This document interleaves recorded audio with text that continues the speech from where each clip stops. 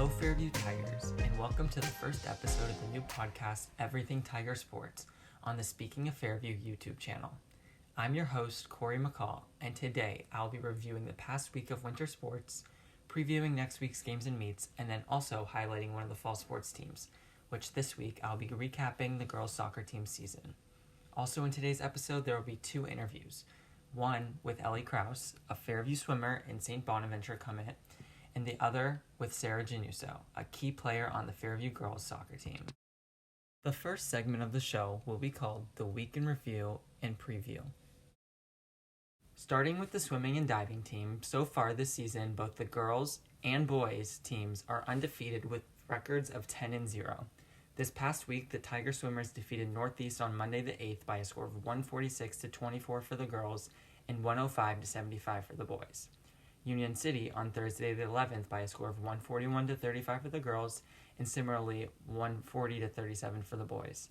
And Iroquois on Monday the 15th for senior night at home by a score of 144-30 for the girls and 121-21 for the boys. The swim and dive teams have a busy week coming up as they finish up the regular season with a meet on Thursday the 18th against General McLean, which will be a really big meet for the girls, and a meet on Monday the 22nd against Girard. In other swimming news, recently, senior swimming standout Ellie Kraus just committed to St. Bonaventure. Here's my conversation with her. First of all, I would like to congratulate you on committing to St. Bonaventure for swimming. That's an awesome achievement that not many people are able to attain. And kind of going off of that, why did you choose St. Bonaventure as the university you'll be attending this fall? For me, so I was down to 3 schools by November, and for me, St. Bonaventure was just the one that I was most comfortable at, and I know people on the team there already, and the coaches are super nice. It's out of the 3, it's the closest to home, even though it's 2 hours, so it's not that close, but for me, it was just like the most comfortable choice, and they have programs that I want to go into, and I'm just I was really accepted by the team there when I got to talk to them, which was really nice to meet them and I guess just feel like part of the team before I'd even committed. Yeah, that's an awesome feeling to have. So St. Bonaventure is D1, right? Yeah. Yeah, that's super cool. You should be very proud of that achievement. And so another question is, what has been your favorite memory from your whole Fairview swimming career? I'd say probably States our sophomore year when we won the 2 relays, just because it was only our sophomore year, but it had been something we were working towards ever since we were freshmen. Like, we walked in, we were like, okay, we want to win States. Like, this is what we want to do, and to see it finally happen and come to fruition was just really cool. How many gold medals did you guys win during sophomore year? Sophomore year, we won 2 relays. We have 2 golds then, and then last year we also won the 400, but it was technically just based off of our seed times because we didn't get to go and swim in States. Yeah, I actually remember that, and that was like my third thing I was going to ask you. So I remember when like everything got shut down last March, the swim team, weren't you guys like on your way to one of your meets and then you like turned around halfway or something? Right, so we were about half an hour outside of Bucknell when the coaches got the call saying like, hey, they're postponing the meet for now. So we pulled over at a rest stop and just kind of stopped for a little bit, collect our thoughts before we turned back around. We all like called our parents and were like, hey, we're coming home. We're not going to be swimming right now. And actually my parents had gone to Bucknell before us, so they were already there, and they were just like, okay. So then they had to come home too. Wow. I remember that like whole thing. That was crazy, but it was nice that you guys like still got medals based on your seating time. And then one more question is, can you explain a little bit about how the swim season has been like different from years past? Like, aren't you guys doing like virtual meets or something? Oh yeah. So just to start, like, the season itself has been cut back so much of what it normally is. Like, we normally start middle of November and then run all the way through the middle of March if we go to States. And we didn't get in the pool until the first week of December. And we had 2 weeks of practices before the governor shut us down for 3 weeks. So then we came back in January and had, I think, like half a week to prepare for our first meet. And then we've had all virtual meets just because for us that's the safest option of keeping all the swimmers healthy and also the coaches, because we don't want to have to get shut down for COVID reasons. And so we've opted to just do virtual meets, which it works out well with our team because we do have a deep team and we have a lot of fast swimmers that we can race ourselves, and we don't really need the competition of the other team to be there so that we can put up fast times. And then we're trying to get in as many meets as we can, but normally we start meets the second week of December, and so starting them the second week of January, they've been very pushed together, and we've just been having meets like every other day, trying to get in as many as we can. So trying to get in and swim fast that quickly without having very many practices, it's been different, but we've all been adapting to it and trying to make the best of the situation that we've been given.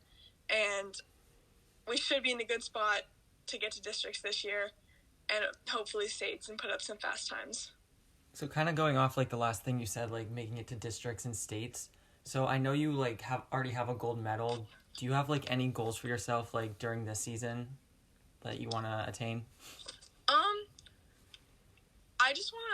I want to go to districts and feel out the new setup of it, because we normally get 2 days to swim all our events, and now we're just doing them all in one day. So instead of me normally going 2 events on one day and 2 events on the next day, I'll now have to go 4 events in the span of like 4 hours, which seems like a lot of time, but it's definitely different for our rest cycles than normal years. So my goal for districts really is just to feel it out, see how it goes, hopefully make states, and then at states see if we can win some more relays, because, I mean, who doesn't like to win things? Yeah. And so that's all I have. So once again, congrats on your signing with St. Bonaventure for swimming, and I wish you the best of luck during the rest of your season. Hopefully some more gold medals are in the near future for you, and I thank you for your time today. Yeah, thank you. I wish the swimmers and divers good luck during the rest of the season as they continue to work to stay undefeated. Now, let's dry ourselves off and head up to the hardwood. The boys basketball team has had a busy but successful season so far. After having a district title season last year, the boys have moved up from Class 3A to 4A. However, their success hasn't been altered by this move, as they currently sit at 9-4 and have a region record of 7-1. Recently, the boys have had some tough matchups, including a game with a longtime rival, Mercyhurst, where the boys heartbreakingly lost by 1 point, and a District 10 semifinal rematch from last year with Sharpsville, where the boys ended up losing by only 2 points. They then went on to beat Oil City this past Friday by a score of 53-43, and Fort LaBeouf on Saturday by a score of 62-49. In Friday's win, junior Logan Friseo led the team with 14 points, while junior James Sitter finished with 12. In Saturday's win, junior Tyler Schultz finished with a career-high 26 points, while Logan Friseo had 15. The boys have 2 more region matchups this week, with a home game against Harbor Creek on Tuesday the 16th, where the boys will be looking to get revenge because they fell to Harbor Creek earlier this season by a score of 46-37 in an away game against Fort LaBeouf on Friday the 19th. They also have 1 more home game the following day against Erie First Christian. Good luck to them this week. Similarly, the girls basketball team has had a very successful season so far, as their record is 12-2 with only 1 region loss for a total region record of 9-1. Just this past week, the Lady Tigers defeated Fort LaBeouf on Monday the 8th by a score of 39-32, and then went on to Avail Northeast on Thursday the 11th by a score of 41-24. Sophomore Hope Garrity had 23 points in the win over the Bison, while senior Jada McBride chipped in 6 points. Garrity also had 12 points in the win over the Grape Pickers, while my sister and senior Abby McCall scored 9 points. The ladies then fell to rival Mercier's Prep on Monday the 15th in a game for sole control of the region. The game ended up coming down to the wire, where the Lady Tigers only ended up losing by 3 points, in what was such a fun game to watch. The girls will have a quick turnaround because they have 2 more region matchups this week, including a game at Conneaut, Ohio on Wednesday the 17th, a home game against Iroquois the following day for senior night, and a non-region home matchup with Franklin on Saturday. I wish them the best of luck this week and will hope for their continued success during the rest of this season. It is now time for a segment called Fall Back On, where I will highlight one of the fall sports teams. Today, I'll be recapping the girls' soccer team season and interviewing sophomore midfielder Sara Gennuso. This past season, the girls have had much success, with a total record of 11, 5, and 1. In addition, 5 players were named to the All-Region team. Junior Lily Sanders was named as a first-team All-Region forward. Seniors Jada McBride and Abby McCall, my sister, were both named as first-team All-Region defenders, while freshman Hannah Lindenberger was named as a second-team All-Region midfielder, and sophomore Sara Gennuso was named as a first-team All-Region midfielder. Here's my conversation with Gennuso about this soccer season. So to start, I would like to congratulate you on being named as a first-team All-Region All-Star. That is an awesome accomplishment that you should be very proud of. And I have a couple questions for you. So first, what win from the previous soccer season are you most proud of and why? Thank you. I want to say I'm most proud of the improvement that our team has had, especially from last year. I think that I was able to be a leader on the field this year, and we were able to have a pretty good record in the end, even though we didn't go as far as we would have liked to. Yeah, that's awesome. I actually remember one game that you guys did super good, and it was your first game against Mercyhurst, and you guys beat them, didn't you? Yes, that was a big moment for us. Yeah. And then, so I have another question for you. I know you got to play with your older sister Anna for her last season. What has being able to play alongside her meant to you? It was a really cool opportunity, especially because we used to play together when we were younger, so it was really cool to take it to a high school level. And I'm definitely going to appreciate this, especially in years' time looking back, that we were just able to play together and we have good chemistry on the field together. Yeah, that's awesome. My sisters also got to play actually basketball and soccer together, so that's cool too. And so I have another question. Can you explain a little bit about how this past soccer season has been different from years past? Like, how did the pandemic affect you guys? Yeah, so actually, the playoffs were cut short with lesser teams making it. And in prior years, we would have made it with our record. But sadly, because of COVID, our team wasn't able to advance in the playoffs. Yeah, that was one of the bad things about this past soccer season is only teams that were top in the region were able to go to playoffs, which is unfortunate because you guys could have had a good playoff run, I feel like. Yes. And then another question I have is, what goals would you like you or your soccer team to accomplish next season? Because I know you're only a sophomore. Yeah, so next season, we're definitely hoping to make it further and maybe make it to the D10 final game. And that would require us to have an even better record and keep on improving, especially in the off season. Yeah, I think that's totally an attainable goal for you guys because you guys started a lot of freshmen and you're a young team, so you guys can keep getting better, I feel like. Yeah, definitely. There was actually 4 freshmen starting, which is pretty high for a team.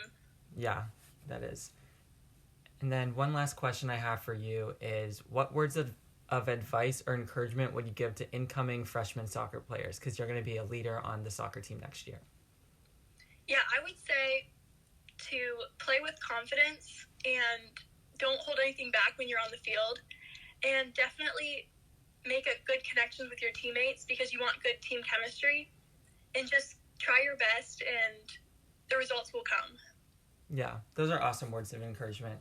So that concludes this interview. I thank you so much for your time today. Once again, congrats on your soccer season, and I wish you the best of the luck during the rest of your basketball season. Thank you. Once again, congratulations to the girls' soccer team on an amazing season and to all the players named to the All-Region team. This is now the end of the show. So to wrap up, I would like to wish the winter sports teams continued success throughout this whole week.